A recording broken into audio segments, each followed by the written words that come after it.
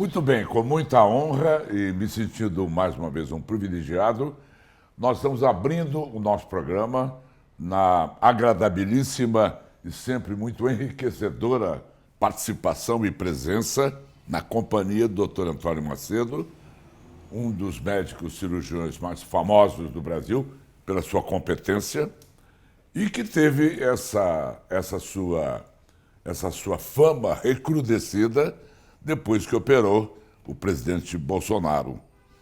Tudo bem, doutor Macedo? Tudo bem, amor, e você? Muito obrigado por me conceder essas amabilidades de vir democratizar os seus conhecimentos com o meu telespectador.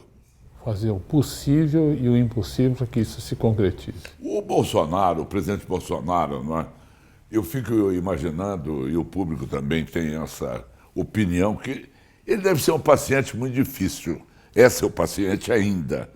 Pela inquietude, pela ansiedade que a gente percebe que o presidente tem. É isso mesmo? Não é a impressão que eu tenho.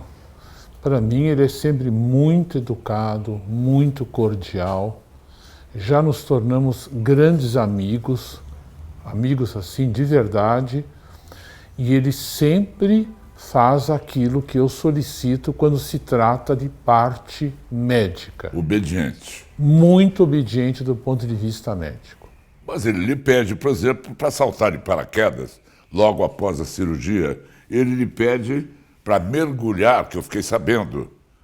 Claro que o doutor Macedo proibiu-o, mas isso é um ímpeto que mostra a ansiedade do Bolsonaro em sempre estar em ação.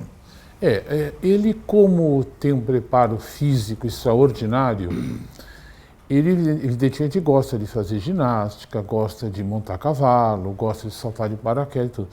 Cabe a nós médicos moderarmos esse trabalho e esses exercícios. Então, ele segue exatamente aquilo que a gente pede para ele.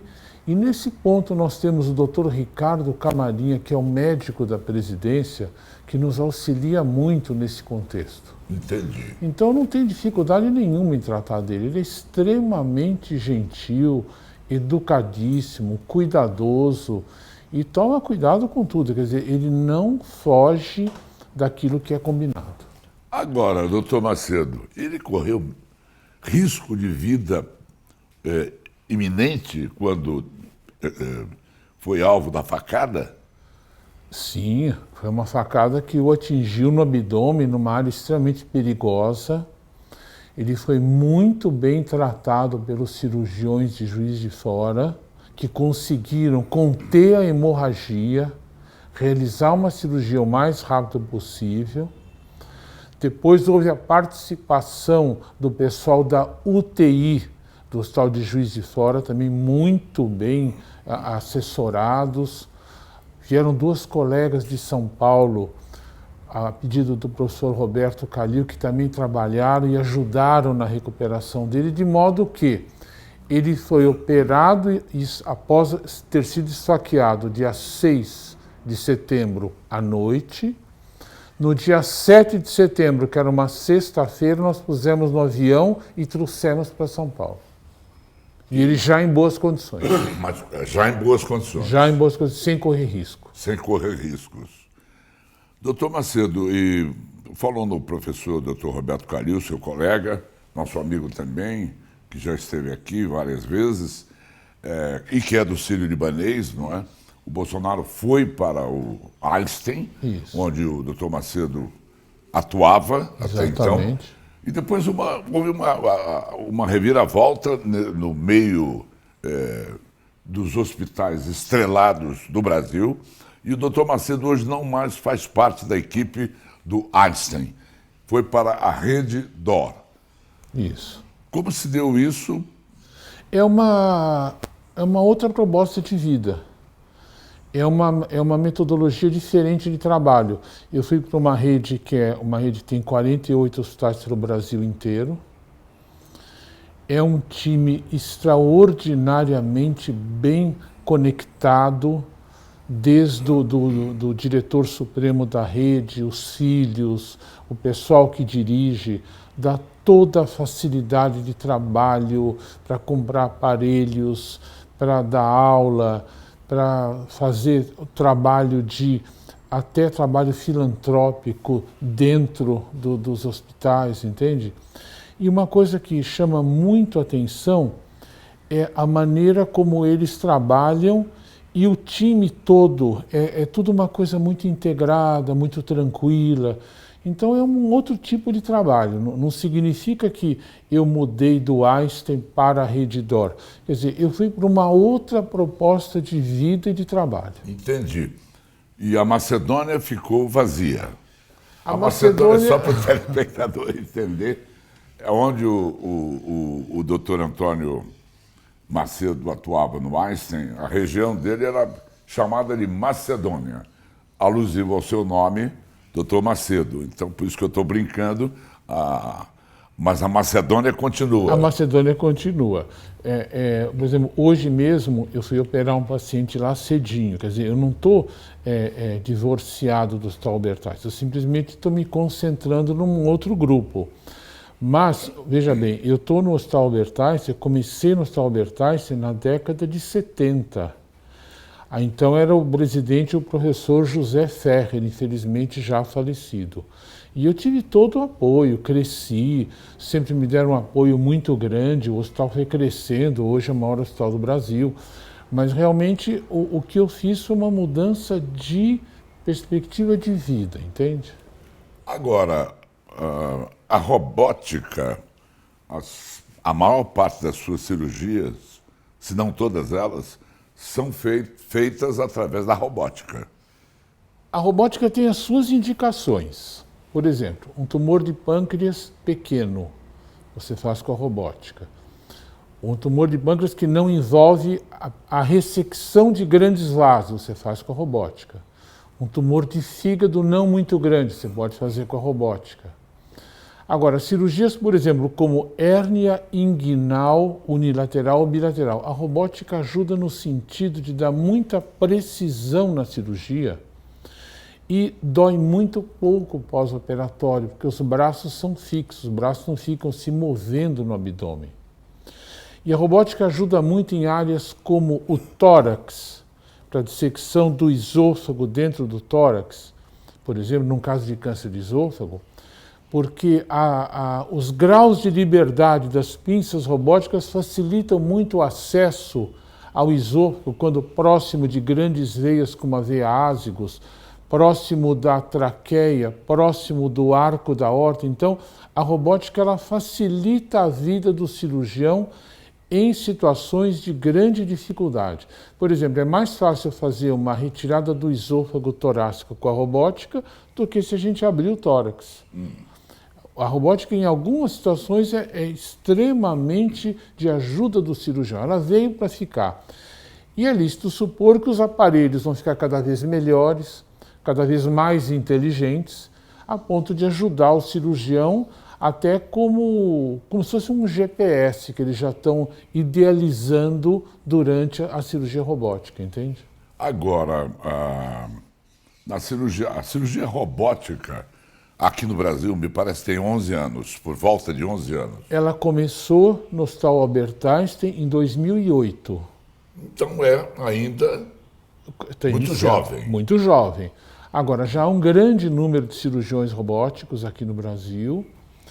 E nós, no final de 2008, começo de 2009, fundamos uma sociedade internacional, juntamente com outros colegas estrangeiros, chamada Clinical Robotic Surgical Association, do qual eu sou membro fundador e da comissão executiva, que terá o seu congresso de robótica agora na Carolina do Norte, nos Estados Unidos, no princípio de novembro. Onde devem vir mais novidades ainda. Onde devem vir mais novidades. Agora, doutor Macedo, a sua entrevista para a Revista Veja provocou uma onda de admiração, não é? Quando você, vou chamá-lo de você, não de senhor, fala sobre esse seu defeito de face e quando você diz um episódio com um médico que o desestimulou a trabalhar a se formar como médico, a se dedicar à robótica. E eu queria que você me contasse, se possível, com mais detalhes ainda. Primeiro, como foi esse acidente? Não há nenhum recurso hoje para que essa sua pequena deformação no seu rosto possa ser corrigida? Que existe, mas eu não tenho certeza se eu quero corrigir hoje em dia, entende? Eu já vivi a vida toda assim, eu não sei se eu vou corrigir isso aqui. Perfeito. Eu não sei se eu saberia me ver no espelho sem a boca torcida, entende? Então eu vou levando. Eu não quero tomar uma anestesia geral para pegar um pedaço do músculo temporal, para amarrar aqui, para puxar, tudo. Eu acho que eu nem tenho tempo para isso. Teria algum efeito colateral esse procedimento? Não, eu ia consertar o rosto só, mas hoje em dia... Mas não ia prejudicar a sua visão? Não, pelo contrário. A visão eu cuido muito dela com colírios, com cuidado, sempre de óculos. Quer dizer, a rigor eu nem preciso usar óculos, eu uso como rotina para proteger o olho, entende? Porque o olho direito fica sujeito a problemas. O que me falaram quando eu era criancinha é que eu ia ter que tomar muito cuidado com esse olho, que é uma coisa que pode ser perdida ao longo dos anos devido a tanto problema de exposição ao vento, exposição à luz solar e tal. Tanto que eu tomo muito cuidado com o vento, muito cuidado com a luz. Dá para relembrar o acidente, doutor Macedo? O problema é que eu tomei um tombo muito forte e eu fiquei desacordado depois. Então eu nem me lembro do que aconteceu. Eu sei que eu tomei um tombo muito forte. E logo depois ficou um hematoma grande e quando o hematoma desapareceu, o olho já não estava fechando direito e a boca começou a torcer, entende? Qual era a sua idade? 13 para 14 anos. 13 para 14 anos. É. Eu me lembro que eu estava no ginásio quando aconteceu isso.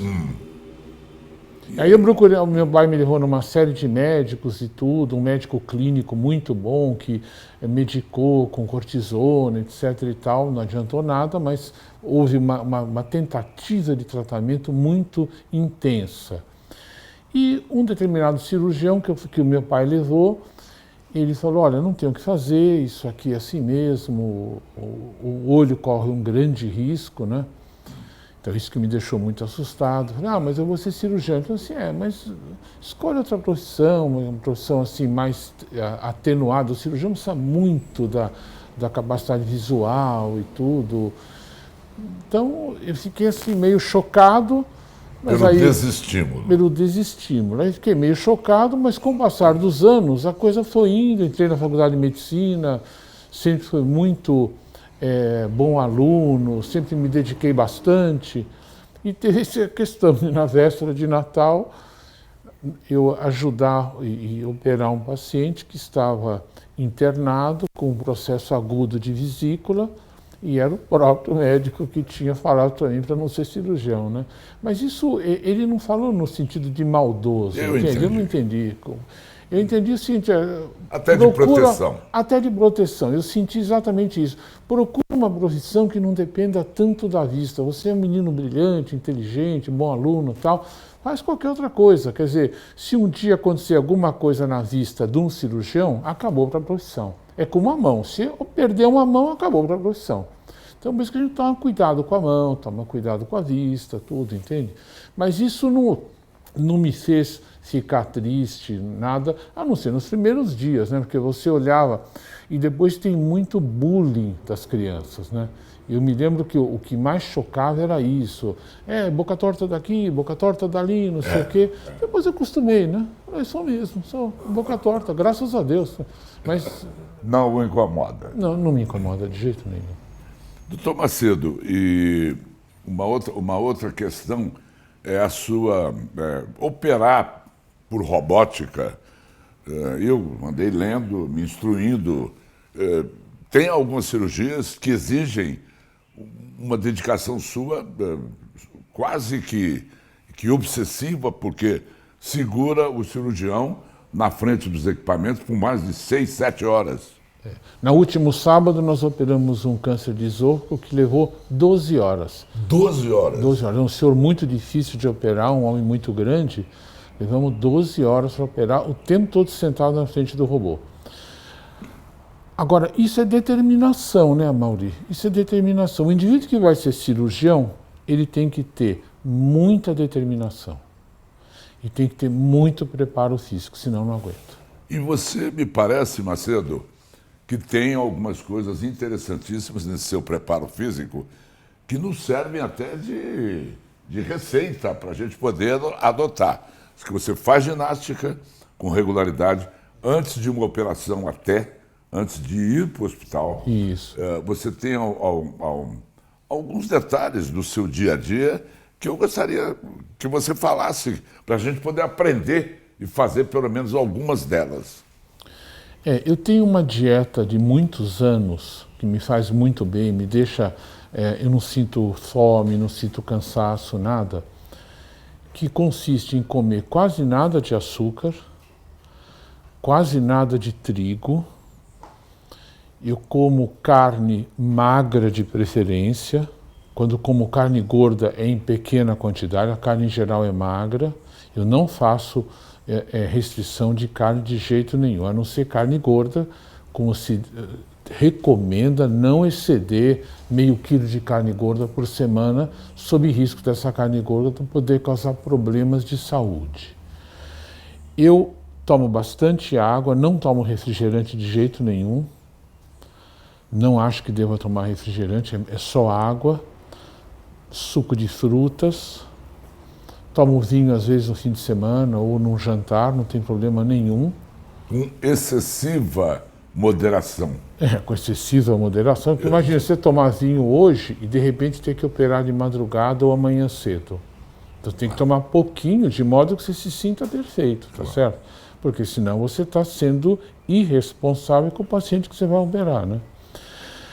E uma coisa importante que eu sinto, quanto menos carboidrato eu como e mais legumes, verduras, frutas de baixo teor de glicose e carne magra, melhor eu me sinto operando, entende? Com mais força, mais agilidade e mais tranquilidade. Se eu comer muito arroz, se eu comer muito trigo, se começar a comer muito chocolate com açúcar e tal, eu sinto que eu fico meio preguiçosão, não fico com aquela agilidade diária, entende? A energia abaixa. A energia cai, com certeza. Agora, mas então, isso para mim que sou cirurgião, né? Então, mas essas suas práticas, eu acho que vale para todo mundo, não vale? Eu acho que sim. Vale porque os meus exames laboratoriais são de um paciente absolutamente normal, entende? Então, quer dizer, eu não deixo a glicemia subir, eu não deixo os exames se alterarem, entende? Eu tomo cuidado com a saúde. Por que tanto cuidado e por que tanta responsabilidade? Porque imagina assim, você ficar doente com 30 cirurgias marcadas para frente. Quer dizer, o que eu vou fazer com esses doentes que estão com cirurgia marcada se eu ficar doente de verdade? Então eu tento fazer tudo para não ter uma doença. Por exemplo, eu gostava muito de andar a cavalo. Uns 12 anos para cá, parei de andar a cavalo. Nunca mais subi em cima de um cavalo. Imagina se eu quebro a mão, o que eu vou falar para o paciente que eu vou operar amanhã, depois da manhã, depois da manhã? Olha, eu quebrei a mão que eu estava montando a cavalo, só daqui 3 meses que eu posso te operar. Ou nunca mais. Não existe isso. Claro. Né? Agora, essa dieta, é essa que se chama dieta paleolítica, mais ou menos, né? O tempo das cavernas. É uma dieta hipocalórica, quer dizer, com baixo teor de carboidratos, que eu gosto. Eu não sei se a indústria está no meio disso, mas tem uma campanha que está aí, não sei se não é nem bem uma campanha, é uma corrente que, nesse momento, pela imprensa, está alardeando que a carne não faz mal, que a carne, muito pelo contrário, os homens da caverna, eles formaram os seus cérebros comendo carne. Custa de comer carne. Então são correntes que nos confundem, doutor Macedo. Não vamos esquecer que no tempo das cavernas, os animais que nós caçávamos eram animais magros, não eram animais gordos. Então, uma coisa é a carne magra, outra coisa é a carne gorda.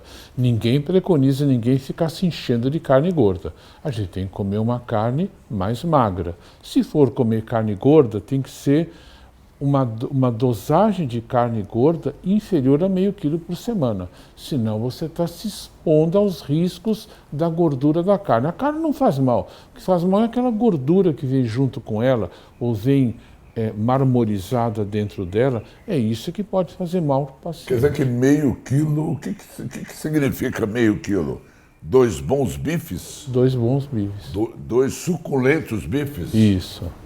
Quer dizer, teoricamente não se deveria passar disso. Teoricamente. Agora, a gente fica às vezes meio perdido, né, doutor Macedo, com essas informações que a gente não se sabe se tem o dedo do comércio, da indústria, não é? A questão do ovo. Nem vou lembrar do ovo, que era um grande vilão, e hoje é um amicíssimo da nossa saúde. Exatamente. Poderia dizer assim? O FDA liberou o ovo, né? O ovo. E para falar também dessas ondas que dominam, principalmente as mulheres, não é? Que é fazer jejum, um período do dia, que as mulheres estão pelo menos emagrecendo com esse tipo de coisa, mas tem até absurdos, eu acho absurdo, como leigo, que há um estudo que sugere o maior consumo de gorduras e menos ingestão de frutas.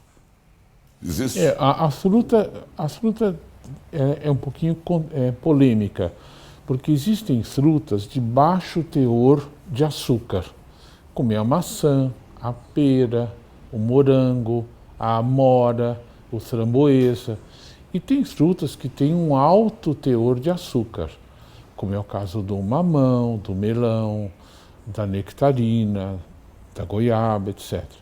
Então, o que se diz é o seguinte: as frutas são muito boas para a saúde, mas deve-se olhar com cuidado aquelas que têm um alto teor de açúcar e tentar focar naquelas que têm um teor de açúcar um pouco mais baixo, como é o caso do morango, como é o caso da maçã, como é o caso da pera, da amora, da framboesa, etc.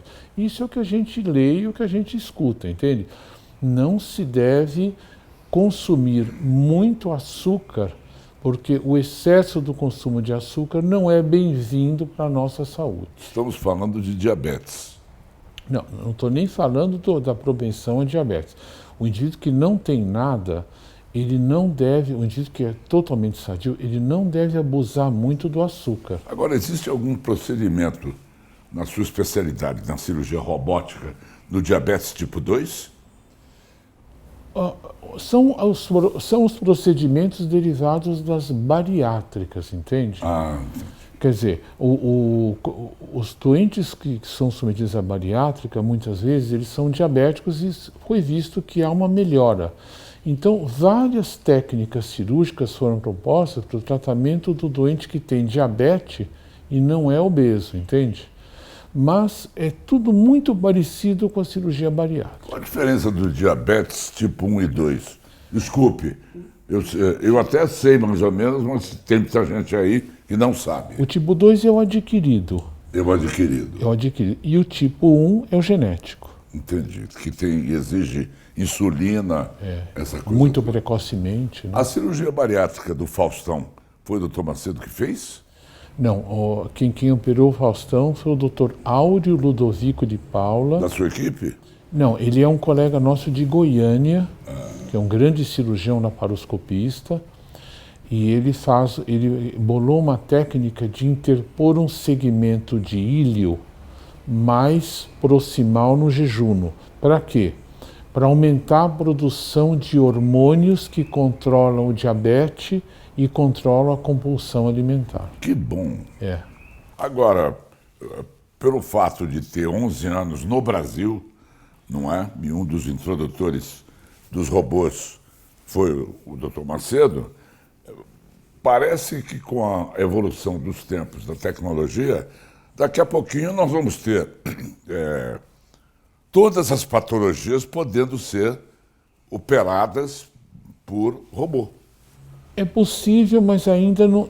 É difícil dizer que todas as patologias serão curadas por robô, porque tem pacientes, por exemplo, quando são operados, uma obstrução intestinal, por exemplo.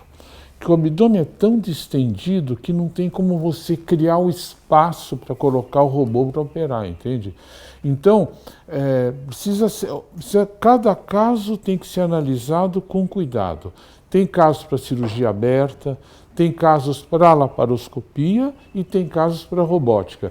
Cabe ao julgamento e à discussão com o paciente e com os colegas qual método e qual técnica será usado para cada paciente. Para próstata tem.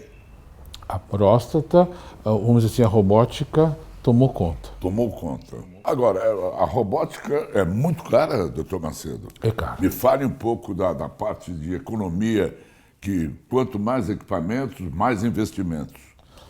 O robô é caro, é caro. Quem são os campeões de fabricação de robôs hoje?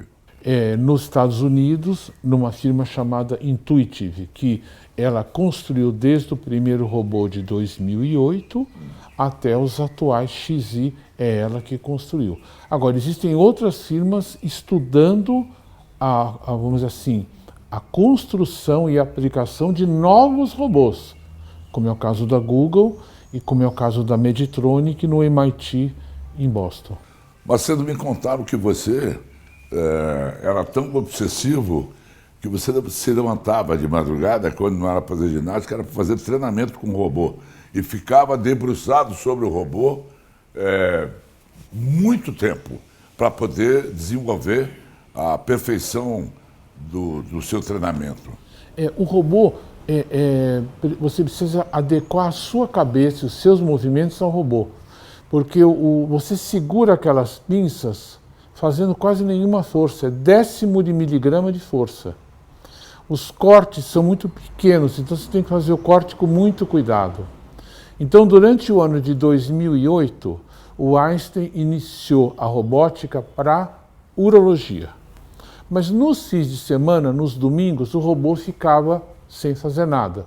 Então, o que nós fazíamos? Todo domingo nós íamos no Einstein, de manhã cedo, ficar treinando com o robô para costurar pele de uva, para dar ponto em substâncias plásticas, entende?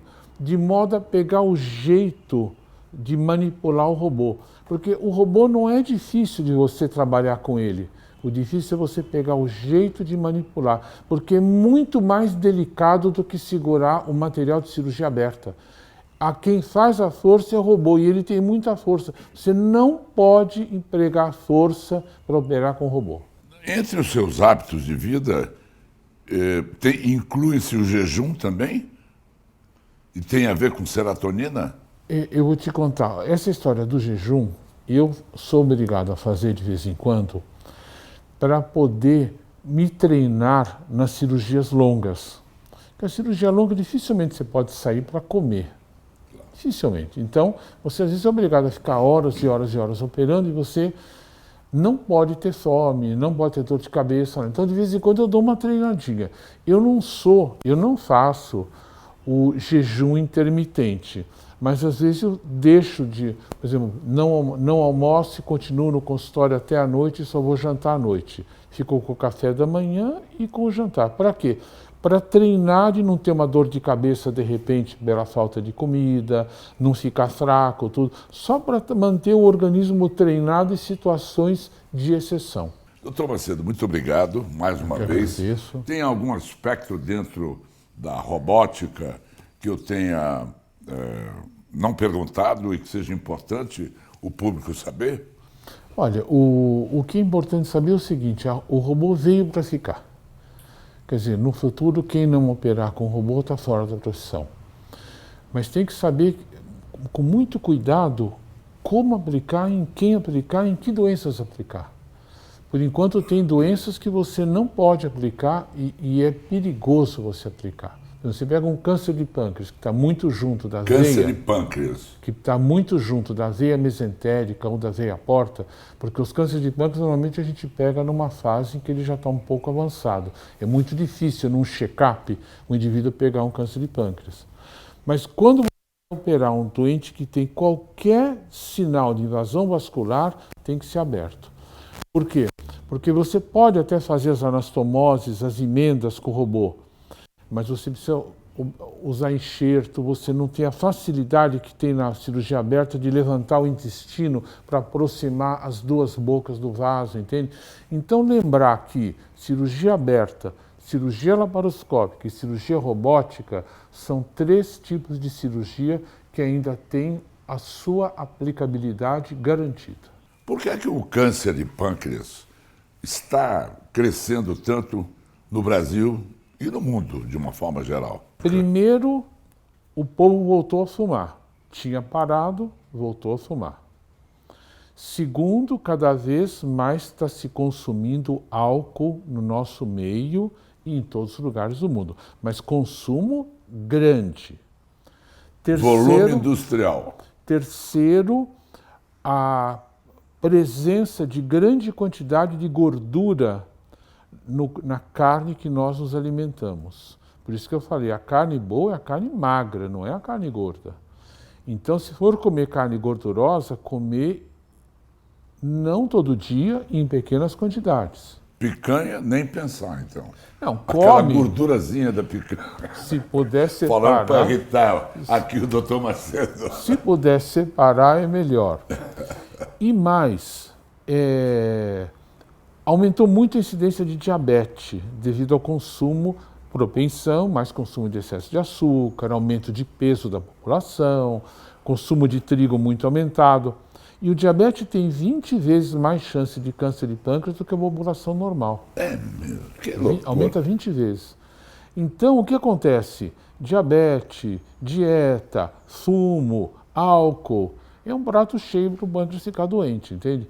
Então, nós vamos ter que ter uma dieta mais restritiva, tomar menos álcool, cortar o cigarro, tá certo? E tentar de todo jeito evitar o diabetes, procurar o endócrino, procurar o clínico para tratar o diabetes e evitar excesso de açúcar. Eu vou me dar um chocolatinho hoje à noite. Não, você está se matando, não é para ficar se enchendo de chocolate à noite, é de vez em quando que tem que comer chocolate, não é toda noite. E se for comer chocolate... Uma vez por mês. Coma chocolate amargo, que não tem açúcar. Ah, chocolate amargo. Esse não tem açúcar. Mas então, a lenda popular diz que chocolate amargo faz bem. Sim, faz bem para uma série de coisas. Ele é pré-biótico, ele ajuda as bactérias intestinais e tudo. Porém, tem que ser amargo mesmo, né? Porque não é Como identificar? Eles colocam na tarjeta 85%, 95%. Mas eu quero comprar produtos orgânicos, quem me garante que naquele negócio fechado do supermercado é orgânico mesmo? É difícil, né? Isso é difícil. Isso eu nem quero entrar nessa discussão, que é uma discussão sem fim, né?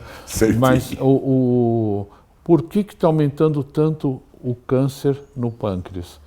Obesidade excessiva. O nosso IMC, o nosso índice de massa corporal no Brasil está aumentando. Daqui a pouco nós vamos chegar junto dos Estados Unidos, que é um índice muito alto. O número de diabéticos está aumentando, e que aumenta a incidência de câncer de pâncreas. E a nossa dieta não faz muito bem para a gente. Entendi. Algo mais? Tem muito, não é? Doutor Macedo, muito obrigado. Última pergunta, de verdade agora. Como é que o doutor Macedo vê, nesse momento, o Brasil, os planos de saúde, o Brasil, o SUS, o Brasil e as iniciativas belíssimas, como a iniciativa do Henrique Prata, que construiu vários hospitais voltados ao tratamento de câncer. Como é que é a sua visão panorâmica do nosso Brasil hoje? E sua saúde. O importante é o seguinte, o importante é que se o Brasil melhorar no sentido de aumentar os empregos, aumentar a possibilidade das pessoas terem assistência médica, nós temos uma assistência médica de altíssimo nível comparado de qualquer país do mundo. O problema é que ainda está difícil os pacientes chegarem aos médicos e aos grandes hospitais. E isso só melhorando a economia do país como um todo, como eles estão lutando para conseguir, deixando que a coisa fique mais enxuta, que realmente o dinheiro seja investido de acordo, eu tenho a sensação, a nítida impressão de que nós chegaremos lá, entende? Porque aqui é um dos países mais ricos do mundo. É impossível um país rico como esse não ter uma assistência médica boa. Só se os nossos patrícios não tiverem trabalho. Porque se tiverem trabalho, o brasileiro trabalha. Trabalha, ele vai ganhar dinheiro e vai ter direito a ter o seu plano de saúde e a sua assistência médica. Agora, como assistência médica, o Brasil é campeão. É espetacular. Tem gente que está morando em Miami, patrícios nossos, que vem ser atendido aqui no Brasil. No maior país do mundo, eles vêm para o Brasil para ser atendidos. Quer dizer, a nossa medicina é uma medicina de alto nível. Agora precisa que o povo tenha acesso a ela. E para isso o povo precisa ganhar bem, o povo precisa usufruir desses benefícios. Já falou isso para o Bolsonaro? Esse é um dos maiores pensamentos dele. Obrigado, doutor Macedo. Obrigado. Hein? Um abraço ao presidente Bolsonaro. Quando é que vai ser a próxima consulta? Ele tá ou não tem mais consulta? Agora a gente se encontra socialmente. Só socialmente? E sem bebida? Ele não bebe nada. Nada? Nada, zero. Zero. Zero. Ele é atleta de verdade. Pâncreas está absolutamente protegido do presidente. Nós fizemos várias tomografias, ele não tem nada, ele tem excesso de saúde, graças a Deus. Obrigado, doutor Macedo. Obrigado. Parabéns pelo seu trabalho. Muito obrigado. Especial para você.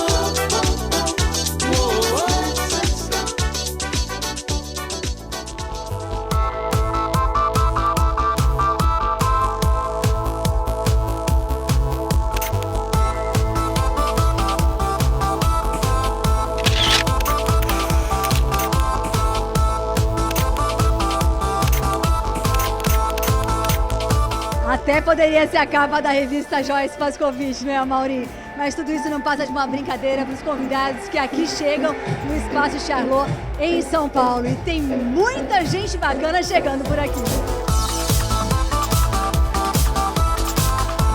Ela sempre está animada, ela sempre está agitada, ela sempre faz as festas mais lindas que o nosso país tem e hoje está comemorando 13 anos de JP. Como é que está o coração? Nossa, disparadíssimo. Eu sou de fato animada, sou muito dedicada, muito trabalhadora e muito feliz de ter vocês aqui, do Amaury, que eu amo. Amaury, você sabe, né? A gente se ama. Obrigada, Isa, por estar aqui com a gente. Imagina. Agora eu queria que você contasse pra gente o porquê da escolha da Thaís. Ela tem uma história muito bacana com vocês. A Thaís foi nossa primeira capa há 13 anos atrás. E uma capa super transgressora na época. E a Thaís é tipo do nosso coelhinho da sorte, né? Eu não sei como é que chama, mas a Thaís é para ela que a gente sempre volta.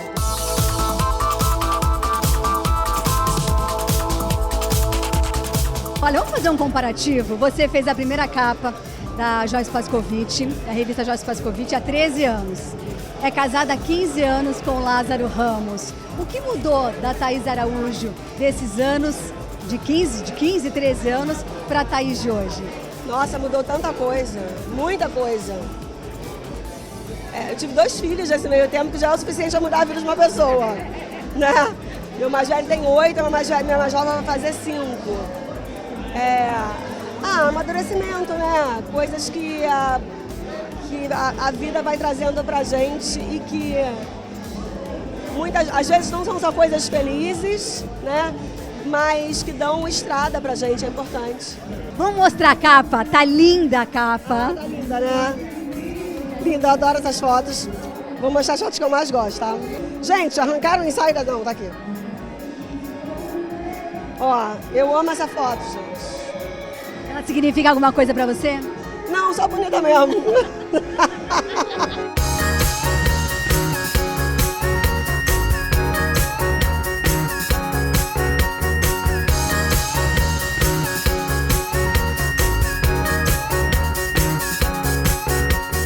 Estava vendo as outras entrevistas que você deu durante os outros anos das festas e você sempre estava com uma tiarinha na cabeça. Sim, esse ano eu não pus, porque esse look aqui não combinava muito, eu mudei um pouco esse ano. Eu tô meio assim, como chama? Exótica, chique. Sei lá como é que chama isso. Chama elegante. Obrigada, mas eu uso muito preto, né, como muita gente, e eu adoro usar adereço de cabeça. Mas eu gosto de adereço de cabeça com orelhinha, com anteninha, porque parece que me conecta lá com o cosmos.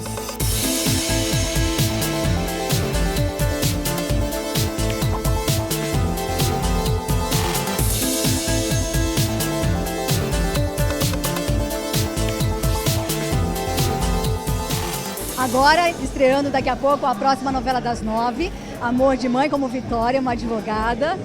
Fazendo filme, que eu sei que tem filme do Pixinguinha chegando em 2020. Tem filme do Pixinguinha, tem um filme que o Lázaro dirigiu também esse ano, a gente rodou no início do ano. Eu acho que 2020 tem... Estamos em 2019 ainda, eu sei. Mas 2020 eu acho que tem bastante coisa aí para acontecer. Queria que você relembrasse, a gente vai colocar fotos de um prêmio muito importante que você recebeu junto com o Lázaro, lá na ONU, em Nova York. Vamos relembrar um pouco desse momento? Vamos. Foi muito legal. E o mais legal desse prêmio é porque a gente conhece gente do mundo inteiro, né? E aí é muito interessante, assim, você tem o mesmo assunto, né, que é a diáspora africana no mundo inteiro, assim, é muito interessante encontrar essas pessoas. Vamos relembrar o porquê do prêmio, para quem está nos assistindo? Vamos. É porque o nome do prêmio é grande. É complicado. Não, e não é só isso. O nome do prêmio é grande, ele dá uma vergonhazinha. Porque, assim, as pessoas mais influentes do mundo, você fala pra lá no mundo, calma, né? Eu sou brasileira, sou conhecida só no Brasil. Quando fala, já é uma certa vergonhazinha de falar, tá bom, eu posso estar representando o Brasil e tá maravilhoso. Não, e detalhe, esse prêmio, gente, quem recebeu também foi Beyoncé e foi Lewis Hamilton, é isso? Muita gente assim, do mundo inteiro. Mas aí quando você pega essas personalidades, tipo Lewis Hamilton, ou a Beyoncé, enfim, que são personalidades conhecidas mundialmente, aí eu acho que vale assim, pô, a pessoa mais conhecida do mundo, agora eu fico muito honrada, mas fico, tá bom. Sucesso pra você, parabéns, sucesso com a nova novela e tem muita coisa acontecendo na vida de Thaís Araújo e muita gente esperando ela pra entrar na festa. Vou entrar na festa na porta, não consegui sair da porta, mas tá tudo bem. Beijo pra vocês, beijo, Mauri, beijão.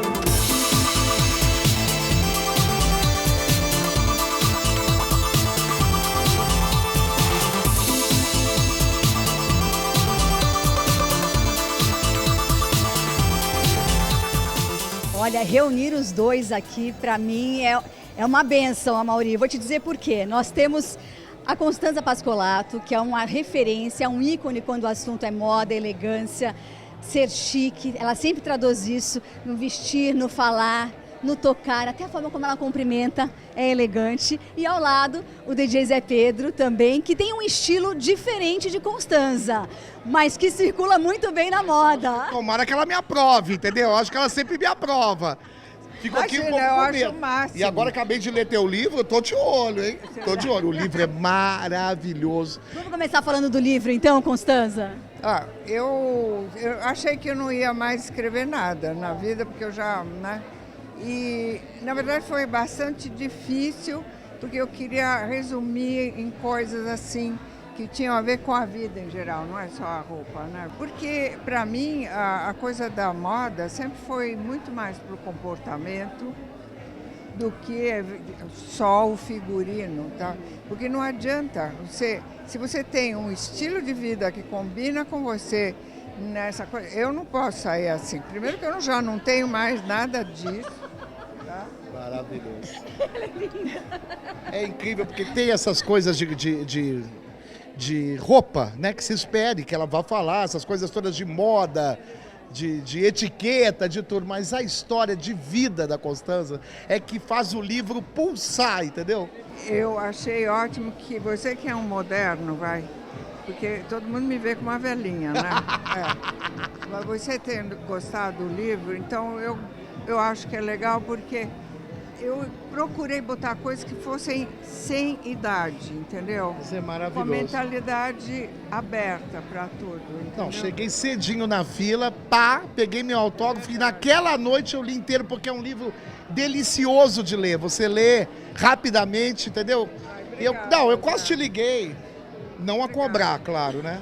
Existe uma nova etiqueta, né, em relação ao uso do celular, ao momento de você enviar uma mensagem, ao horário que você pode se comunicar. Você, na sua vida pessoal, você fica atenta a isso, ao que as pessoas fazem com esse uso do aparelho? Bom, você sabe, eu sou provavelmente uma das poucas pessoas que lida com informação, porque afinal eu estou nisso, que não dorme com o telefone dentro do quarto. Meu telefone fica no meu escritório, porque eu quero ter um espaço de tempo que não seja ligado completamente a tudo que acontece. E, aliás, eu que medito de manhã, já há 3 anos agora, mas com um aplicativo que foi meu neurologista que me deu. Olha a dica da juventude, olha que ouçam. E aí eu ponho aquele negocinho lá e de manhã começa. Eu começo às 6h40, né? Você acorda todos os dias às 6h40? Eu não sei porquê, é uma coisa assim. Eu tô chegando em casa às 6h40, né? Pois é. Vidas opostas. A gente pode se falar 6h40. Pronto, tá aí um bom horário pra gente se falar. Posso te ligar? Vou mandar essa mensagem. Vamos. Posso te ligar? Pra gente encerrar, o Amaury sempre gosta de colocar músicas, trilhas sonoras dentro do programa dele. Vamos encerrar com uma trilha. Qual é a trilha da sua vida, Constanza? Eu adoro jazz. Jazz é uma coisa assim É incrível mesmo. que tá... Que é elegante, né? Não, mas não é só elegante. O que eu acho legal do jazz hoje, que eu não vou citar só um, mas eu gosto de vários, é que eles improvisam e é a personalização do som. E, de uma certa forma, era uma rebeldia daquela época. Eu estava lá, você não tinha nascido. Eu estava, entendeu? Ela pensa, né, que eu sou garotinho. Mas é. Meu amor, olha, eu nasci há 10 mil anos atrás. Seria essa a sua trilha? Não, a minha trilha é Fera Ferida com Maria Bethânia. Acabei com tudo, agora. Animal arisco, domesticado, esquece o risco. Me deixei enganar e até me levar por você. Eu sei quanta tristeza eu tive, mas mesmo assim se vive, morrendo aos poucos por amor.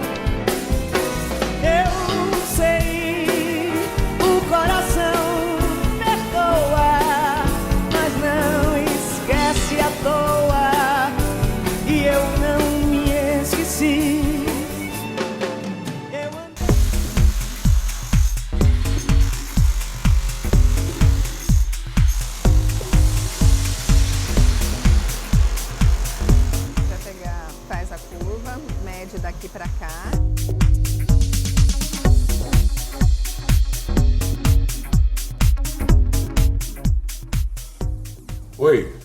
Mais um dia de trabalho com a minha querida Yara Quilares, que é a mais importante designer de interiores, na minha opinião. Ela já fez esse estúdio aqui e agora está fazendo a Casa Estúdio para o projeto do nosso programa na próxima temporada. E ela está ficando ótimo. Ai, a gente está Mas muito feliz. Você congestiona a cabeça. Ela é um turbilhão de ideias. É uma Itaipu de ideias. Então a gente fica perdido, porque tudo é bonito, é difícil. Maravilhoso. E tem uma parceira aqui hoje, nossa fada madrinha, que está ajudando a gente a realizar toda a parte de planejados imóveis, tá? Cadê a Helen?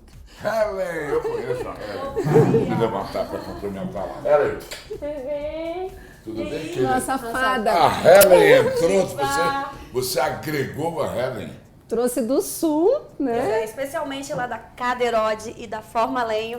Mas essa casa aqui tá um luxo, né? Tá linda. Eu quero saber se a Yara vai ter mais ideias, Você né? não apresentou a Helen direito. Não apresentei? Por favor. Então vamos. A Helen, ela é dona da Caderode, que tem espalhado por todo o país. E agora tem um novo projeto que é a Forma Lenho, que tá fazendo toda a parte de planejados. A cozinha tá ficando incrível. A gente tá amando. A gente tem a recepção, a gente vai ter a Ilha Gourmet, a gente vai ter o bar, que tá um luxo. A Forma Lenho faz parte do grupo da Caderode. A Caderode completa 25 anos, então, a sua história, levando o mobiliário corporativo, levando auditório, piso-teto. Hoje estamos em 20 estádios do Brasil, estádios de futebol, levando o nome da marca Caderode nos bancos de reserva, espalhados pelo Brasil. Só sucesso. E muito sucesso. A Caderode tem 33 lojas no Brasil. Temos em Santa Cruz de la Sierra, Assunção, temos na Costa Rica também. E estamos com grandes projetos aí para 2020. E a Forma Lenho? Como é que se escreve Forma Lenho? Italiano, Forma Lenho. É um projeto? Forma Lenho é um nome italiano que o nosso presidente fundador, Vanderlei Dondé, deu para a empresa, que em italiano significa da forma madeira. O passarinho, a nossa história vem do passarinho. Ele bica lá o seu cantinho, a sua casa, até transformar e realizar um sonho. A Forma Lenho vem para isso, para trazer o sonho e transformá-lo em realidade. O que o nosso público deseja, a realidade hoje do nosso país. Eu fico vendo vocês, que eu as conheço, não é? E fico muito feliz de ver o ímpeto que vocês colocam nas suas profissões, o amor, e vai para frente, só pode ir para frente. Parabéns, iniciar o projeto hoje com economia no nosso país, e o Vanderlei teve esse tino, que já era um desejo muito grande, não é fácil, mas é a busca de realizar sonhos mesmo. Então a gente está muito feliz em estar aqui hoje, nesse estúdio lindo, nessa casa maravilhosa com a Mauri e com a Yara. Muito obrigada pelo convite. Um abraço, Vanderlei. Deve estar nos vendo agora. Tá, com certeza. Yara, o que mais, Yara? Nossa, tem muita coisa aqui acontecendo nessa casa. Aliás, está tudo, né? Tudo quebrado, mas está tudo acontecendo. O pessoal já está produzindo tudo lá fora. Você sabe que a gente é rapidinho, né? A equipe da Yara Quilares, às vezes eu chego aqui, tem 30 pessoas aqui dentro. Para acabar mesmo assim. Então o pessoal de casa não pode perder os realities, né? Não podem perder os realities, porque senão vai acabar muito rapidinho. Então vocês têm que aproveitar e não perder nenhum episódio, não é isso? E você está fazendo muito sucesso. Ai, que bom, amém. Expondo. Vou mostrar mais alguns trabalhos seus prontos? Claro. Olha o que vocês estão vendo aí, porque a Yara Quilares, ela tem hoje quantos projetos de andamento? Projetos um monte, mas obras, 84 obras em andamento. Projetos tem mais. Isso incluindo fora do Brasil. Obras aqui dentro do Brasil. Projetos a gente tem fora do país também. Tem no Líbano, tem em Portugal, tem na África, tem vários projetos fora do país. Com o Aquiles. Com o arquiteto Aquiles. Sempre atento, o Aquiles. O rei das curvas. Rei das curvas. Você gosta de curva? Eu sou fã. Eu sou fã. Nós vamos surfar nessa casa.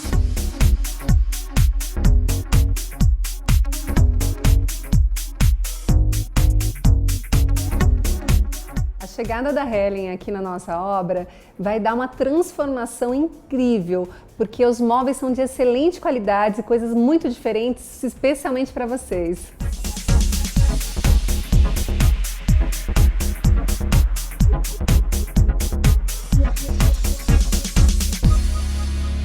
E agora o que vocês também têm pedido muito, que é o nosso Momento Killers. E hoje a gente vai apresentar para vocês a Casa Malibu.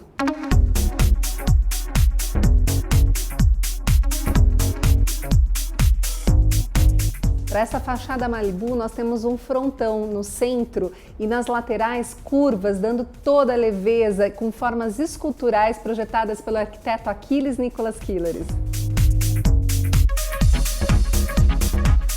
Todos os ambientes são integrados com a área externa e o living não poderia ser diferente, com uma parede toda em onda e escultura que deu todo o charme.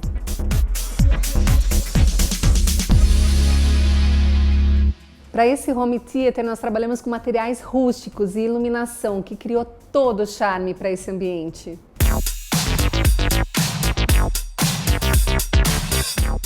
Aí quando eu entro aqui, mas tem uma energia, que isso é tão importante, não é só o aconchego do lar, é assim, ela é tão assim grandiosa, tem alguma coisa, não sei, no ar, que deixa a gente assim muito bem. Esse terreno é super atípico, ele é super largo de frente, mas bem estreitinho de fundo. Então aqui eles integrou todos os ambientes, fez uma piscina maravilhosa e criou também vários ambientes na área externa, dando toda a sofisticação.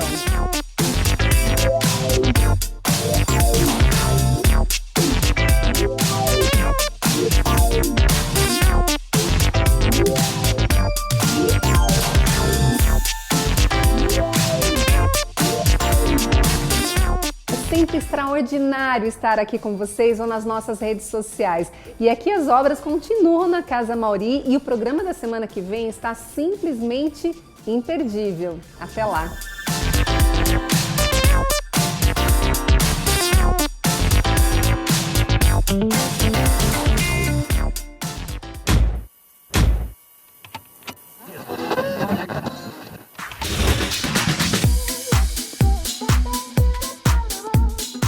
Olha com quem eu estou hoje, Mauri. Com os criadores daquela música linda chamada Eva, Rádio Táxi. Minha pequena Eva, Eva, o nosso amor na última astronave. Eva, além do infinito eu vou voar, sozinho com você. Eva, me abraça pelo espaço de um instante. Eva, me envolve com teu corpo e me dá a força pra viver. A força pra viver. Minha pequena Lília. Opa! Que prazer em receber vocês aqui. Prazer é nosso. Rádio Táxi, né? Que legal. Que está fazendo 30 anos de carreira. É verdade. Que não é brincadeira. 30 e muitos. 30 e muitos? Para nos 30 já tá bom. Tá bom. Então vamos falar nos 30 anos de carreira, né? Agora foram muito duros esses anos. Assim, esses 30 anos deve ter tido uma porção de coisas assim difíceis. Eu falo mais com vocês, aliás, antes de falar mais com vocês sobre isso também, é que mudou a formação, né? Mudou o quadro, né? Então ficaram vocês dois, exatamente. Vocês são mais novos, né, na banda. Bem mais novos. Bem mais novos. Então eu queria perguntar a você se esses 30 anos foi uma luta danada. No Brasil a carreira de músico é uma luta, aliás, acho que toda arte, sempre, né? Claro, é uma luta danada. Quando você está indo bem, acontece uma coisa inesperada, como a gente, por exemplo, tinha gravado em 2008 um DVD.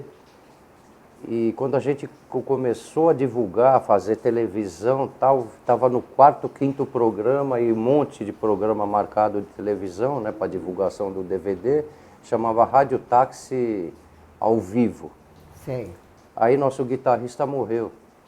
Então tem coisas assim que você não espera, né? Que tem que acontecer e acontece. Então várias coisas vão, né? De repente um cara está a fim de fazer uma carreira solo, entendeu? Então você tem que ir contornando isso daí, mas tem que ir indo, o show não pode parar, né? Bom, eu acho que o maior hit de vocês foi Eva, né? Eva.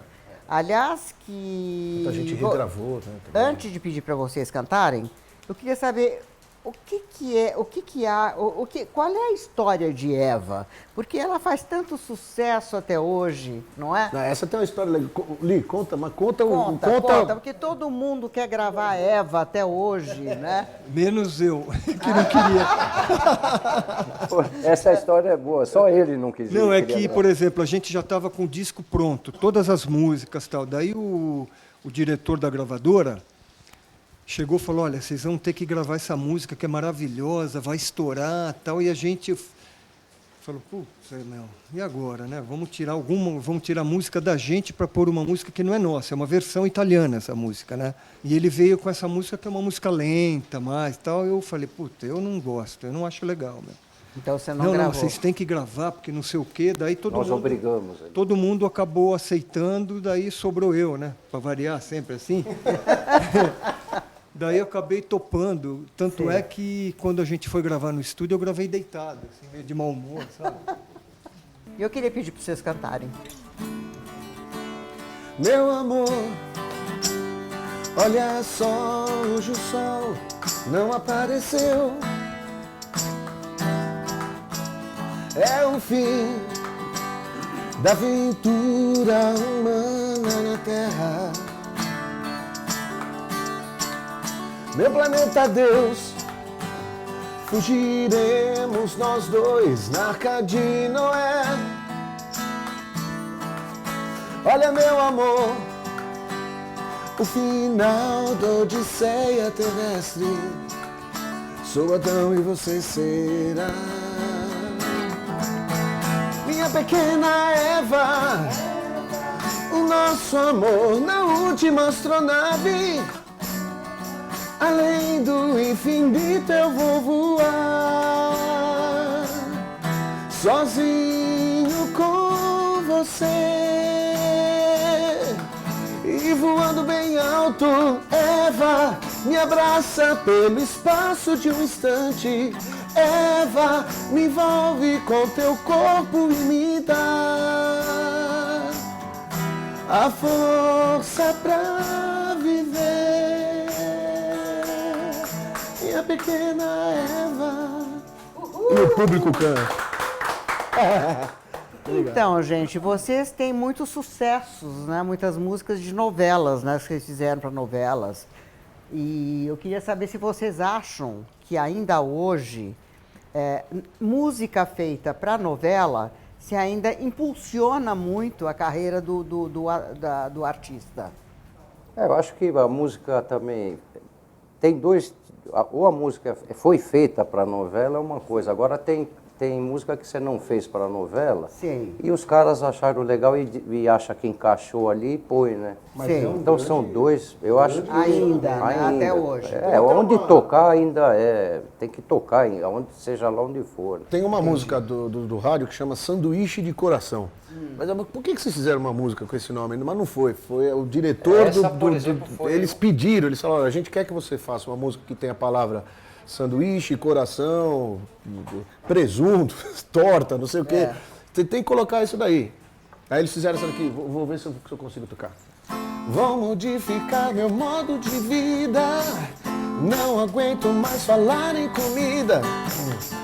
Preciso urgentemente 10 quilos perder pra conquistar você e não te perder. O refrão era assim, ó. Sanduíche de coração, sanduíche de coração, sanduíche de coração. Oh. E foi da novela Pão Pão, Beijo Beijo, da Globo, né? Bacana. E tocou muito essa música. Bacana. E a gente toca, a gente faz até um arranjo novo. Entendi. Tem outra que também que era acho que é do filme Os Normais, né? Põe devagarinho, que é pra não machucar. Põe bem de mansinho, põe devagarinho dentro do coração. E teve também o Você se esconde e não vê que me faz tão bem. Porque se esconde-se dentro de mim. mim, eu já te encontrei. Essa daí, por exemplo, ninguém pediu nada. Os caras ouviram no disco e puseram. Bom, fora a turnê de vocês, quer dizer, que vocês vão fazer, estão fazendo, vão começar a fazer, tem a turnê com Placa Luminosa, né, também. Chama turnê 4 décadas. Isso, e a de vocês 3 décadas. Não, porque estamos juntos, estamos 38 anos, né? Então 3 já está chegando na 4ª. E a gente está no palco, tem o show do Placa e o show do rádio, e no final a gente se junta. Bacana. A gente fez aqui em São Paulo, foi fantástico, foi maravilhoso, assim, lotado, o teatro lotado, um som fantástico, só sucessos, né? O pessoal só tocando sucesso. E a gente agora vai rodar o Brasil inteiro com essa tour aí. Essa daí foi a estreia da turnê, né? Tá, eu queria que vocês cantassem mais uma, mas aí fica a critério de vocês. O que vocês querem cantar? Garota? Quer fazer o Garota? Pode ser. Garota dourada, quero ser teu irmão, eu sou teu irmão namorado. Um beijo na boca, um abraço apertado, forte e suado, quente como as noites quentes do verão que inventamos quando nos demos as mãos. Sucessão, né?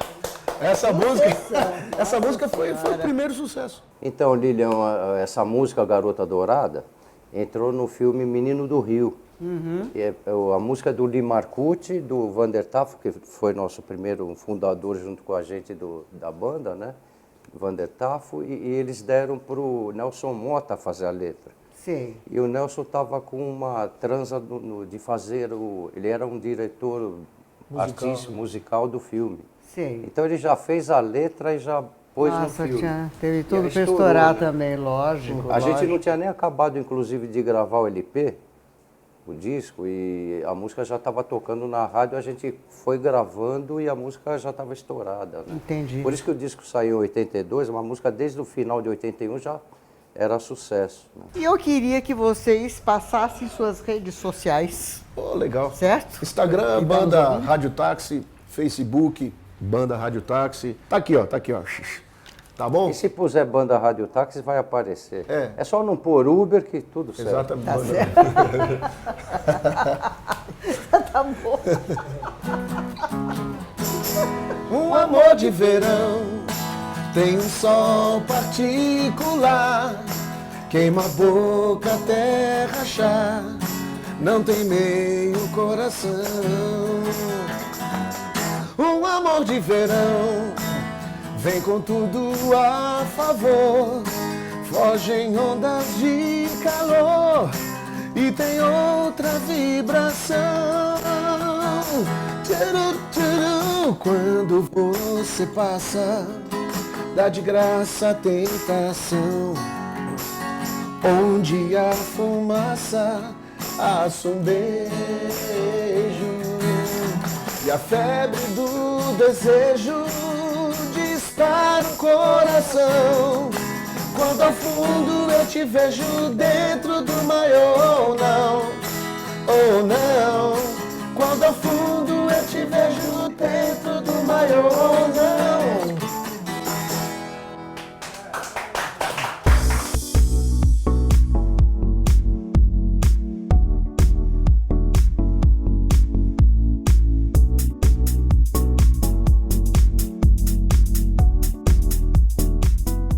Salute, vamos brindar? Vai começar, a partir de agora, a noite de autógrafos do publicitário, do homem de marketing. Bom, eu gastaria o programa todo dando o importante e longo currículo do meu amigo Walter Longo. O mais importante é você ter um amigo, Mauri. Viva, Cris! Viva, querido! A Cris é a senhora Walter Longo, está aqui atrás de um grande homem, como é que é? Sempre existe uma mulher muito cansada. Ou sempre tem uma etiqueta GG. É uma mulher muito cansada atrás de um grande homem. Isso é uma coisa que eu falo, que Vocês nem aguentam mais, né? Mas viva, vamos beber, porque senão não dá sorte.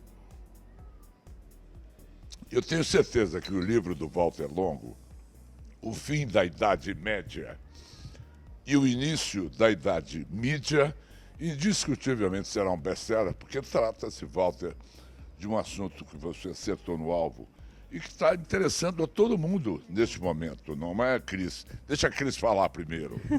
Eu acho que, antes de mais nada, é uma forma do Walter levar ao grande público o que ele faz nas palestras, que ele sempre é muito inovador, mas são grupos pequenos, restritos. Então, dessa forma, agora, o público vai poder ver um pouquinho mais, saber, conhecer um pouquinho mais da obra do Walter. Bom, nós somos idade mídia, não é? Eu não sou mais idade média, não. Não venha não, hein, Walter Longo. Você sabe, Amaury, que muita gente acredita que a Idade Média acabou em 1453, com a invasão de Constantinopla. Mas, na verdade, a Idade Média está acabando só agora. E por que eu digo isso? Porque até hoje tudo era feito pela média. Nós estamos falando agora há pouco, antes de sair de casa, a medicina era dada por protocolos genéricos, o que fazia bem ou mal para a média da população. Né? Hoje, a medicina genômica permite você fazer uma medicina cada vez mais personalizada. A educação era dada pela inteligência média dos alunos daquela classe. A propaganda estava baseada na média de audiência, enfim, tudo era baseado na média. E, de repente, cada um de nós nos transformamos numa mídia. Você sempre foi uma mídia, mas hoje a população inteira virou mídia, emite opinião, não é? Tornou-se uma coisa individualizada. Exato. Então, dentro dessa possibilidade... Você está dizendo, Walter, desculpe, que a Cris pode ter o seu próprio canal de televisão, falar o que ela quiser, expor as suas ideias, convidar quem ela quiser. Cada um pode fazer isso hoje. Aliás, é isso que muitas pessoas está acontecendo fazem no YouTube e etc. Mas o que é mais importante é que, ao ela emitir sua opinião, dizer o que gosta, o que quer e etc., surge a hipótese e a ideia de que cada empresa, cada marca desse país vai poder falar de maneira individualizada com as pessoas. Ou seja, hoje o marketing pode ser o que a gente chama de um marketing sincrônico. Não me interessa se aquela pessoa tem 35 anos, é advogado e mora em Alphaville. O que importa é se ele adotou um cachorro, se ele começou a frequentar uma academia, se ele mudou de casa, se ele foi promovido. São os fatos da vida que alteram o comportamento de consumo. E hoje a gente sabe os fatos de todas as pessoas do país. E o país está numa situação absorvível desses seus conceitos, ou seja, nós estamos vivendo, claro que um país de incertezas e etc., mas como é que você correlacionaria tudo que você colocou no seu livro com a situação do nosso Brasil hoje? Olha, o Brasil está, evidentemente, um pouco atrasado em relação aos países mais desenvolvidos, mas a velocidade de mudança é brutal. Basta ver que até pouco tempo atrás, os adimplentes pagavam a conta dos inadimplentes. Ou seja, eu que pagava os juros, tudo em ordem, as minhas prestações, eu pagava a conta de quem não pagava. Né? Se você, por acaso, andasse de carro direitinho e outro corresse de carro, a gente pagava o preço médio do seguro para todo mundo. Né? E se você se cuidasse e outro enfiasse o pé na jaca, você pagava o mesmo preço do teu seguro-saúde. Então, dentro desta visão, o que está acontecendo hoje? O cadastro positivo já começa a diferenciar os bons pagadores dos maus pagadores. Né? As companhias de seguro já estão dando descontos para quem tem menos pontos na carteira. Essa é a grande passagem da Idade Média para a Idade Mídia, onde, ao me conhecerem, vão me dar o mérito ou vão me penalizar, e não como hoje, onde o mau comportamento e o bom comportamento pagam da mesma forma e recebem o mesmo tipo de tratamento. E quais são as contraindicações desse novo modelo? Olha, existem, como tudo na vida, Amaury, existe um lado escuro e um lado claro de tudo que a gente faz. Então é assim, no momento em que as empresas, as pessoas conhecem cada vez mais umas às outras, há um risco de tribalização da sociedade, há um risco de você ter um custo cada vez maior para uma população que não se comportava, e quem vai suportar esse custo? Ou seja, tem uma série de, eu diria, desafios. Tem um novo livro que eu vou lançar no ano que vem, que se chama Trilema Digital, e onde eu abordo exatamente as eventuais dificuldades ou desafios que o mundo vai ter a partir dessa mudança de era. Quais são as perguntas, Walter Longo, mais recorrentes que te fazem nas múltiplas palestras que você tem dado pelo Brasil? Olha, Mauri, talvez o que mais falem, não necessariamente uma pergunta, é assim, às vezes eu vou fazer uma palestra no interior de um estado do Nordeste e as pessoas chegam para mim e falam, olha, Walter, adorei sua palestra, tudo que você falou faz todo sentido, mas tem um problema, essa cidade onde eu moro é muito tacanha. Tacanha. E eu falo assim, olha, desculpa a sinceridade, mas tacanho é você, não a cidade, porque ninguém disse que você morando nesta cidade, seus clientes precisam ser desta cidade. E você tem que se depender da economia dessa cidade, porque o criador da Zara, né, era do interior da Espanha e se transformou na maior marca de moda do mundo.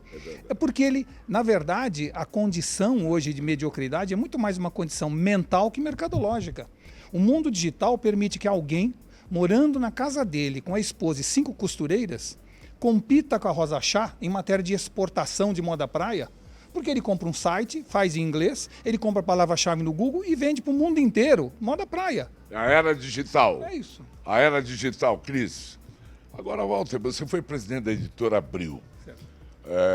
A Editora Abril, cujo sustentáculo eram as suas revistas impressas, em papel. Isso. As coisas não deram certo por lá.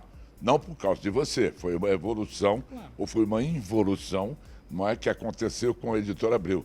Queria que você falasse um pouquinho da mídia de uma forma geral. Será que revista vai sobreviver? É uma discussão interminável. Do mesmo jeito que falaram que o rádio desapareceria diante da televisão. É aquela coisa toda. Mas o seu ponto de vista é sempre muito pontual. Perfeito. Olha, Mauri, a sensação que eu tenho sobre a mídia impressa, quando me perguntam, às vezes, em palestras, é que a mídia impressa não está morrendo, mas ela pode estar se suicidando, que é muito diferente. Não é? E por que eu digo isso? Todos os seres humanos têm 3 tipos de curiosidade. Você tem uma curiosidade diversiva, chamada diversiva, que é a curiosidade genérica. Você quer saber como é que está o tempo, quem ganhou o jogo ontem, como foi o resultado do Big Brother, aquela coisa genérica e superficial, que faz com que o ser humano se sinta entendendo o seu entorno e dá tranquilidade para ele. Tem um segundo tipo de curiosidade, que é a curiosidade empática. Uma curiosidade que as pessoas têm sobre pessoas. E que eu quero saber qual foi o vestido da Mariana Rui Barbosa no casamento dela, eu quero saber quem está sendo promovido, quem está sendo demitido. Eu tenho curiosidade sobre pessoas. É a origem da fofoca, é a curiosidade empática. Não fosse isso, este programa não existiria. É isso. E tem Em parte, hein? Em parte, porque não é só isso, vocês bem sabem. E tem um terceiro tipo de curiosidade que todo ser humano tem, que é a curiosidade epistêmica, uma curiosidade mais profunda, tentando entender por que as coisas acontecem, qual é o resultado daquilo, o que aquilo afeta a minha vida. Então, por exemplo, se hoje, no aeroporto de Congonhas, tivesse um acidente de avião, a curiosidade diversiva, a primeira coisa que aparece, qual era a companhia, quantas pessoas morreram, saciou a minha curiosidade diversiva. A curiosidade empática surge em seguida, perguntando assim, tinha alguém que eu conhecia? Não é? O piloto tinha filhos? Não é? Alguém que trabalhava numa empresa com quem eu tenho relações estava no avião ou não? Será que alguém deixou de tomar aquele avião porque se atrasou e salvou sua vida? Tudo que é sobre pessoas. E tem um terceiro tipo de curiosidade, que é a curiosidade epistêmica, que é uma curiosidade sobre por que aviões caem. É o caso de ter um aeroporto desse tamanho no meio de um grande centro? Será que foi o piloto ou foi a pista que causou o problema? Ou seja, é uma visão muito mais estratégica, profunda e o que aquilo trará de impacto para o futuro da aviação em São Paulo. Então, o que aconteceu com a mídia impressa? A mídia impressa, ela atendia às 3 curiosidades, não é? Ou tinha o objetivo de atender. Acontece que a curiosidade diversiva, essa genérica e superficial, foi para o timeline do Twitter ou do Facebook.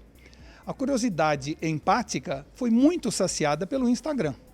Então sobrou para a mídia impressa a curiosidade epistêmica, essa curiosidade mais profunda, analítica, opinativa.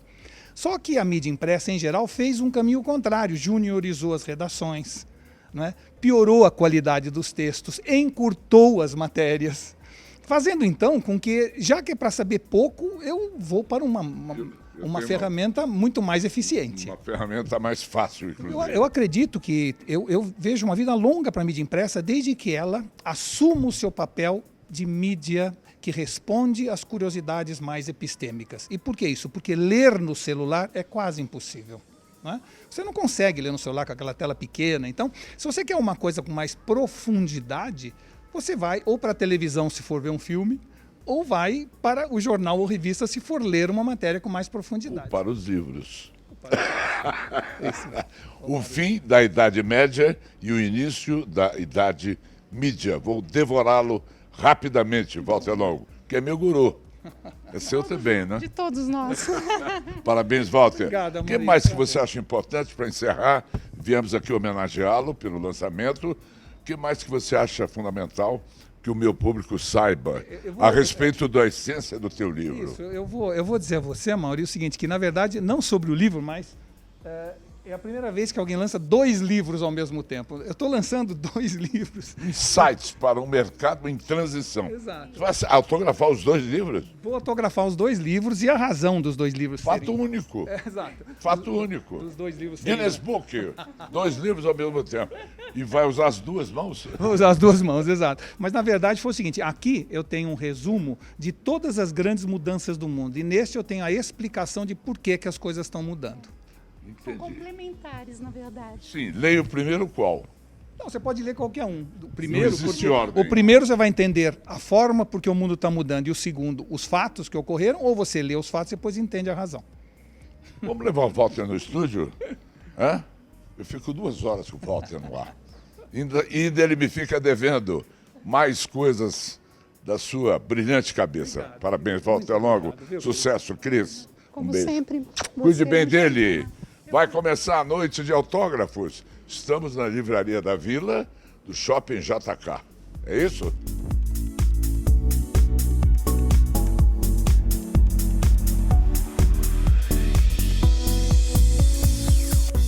Muito obrigado a todos. Estamos nos preparando para a nova temporada aqui na RTV do nosso programa. Continue nos acompanhando pelo Instagram, com notícias diárias de tudo que nós fazemos, no nosso blog, no UOL, que também tem notícias contínuas, e no nosso canal no YouTube. Bom fim de semana e até sexta que vem aqui na Rede TV.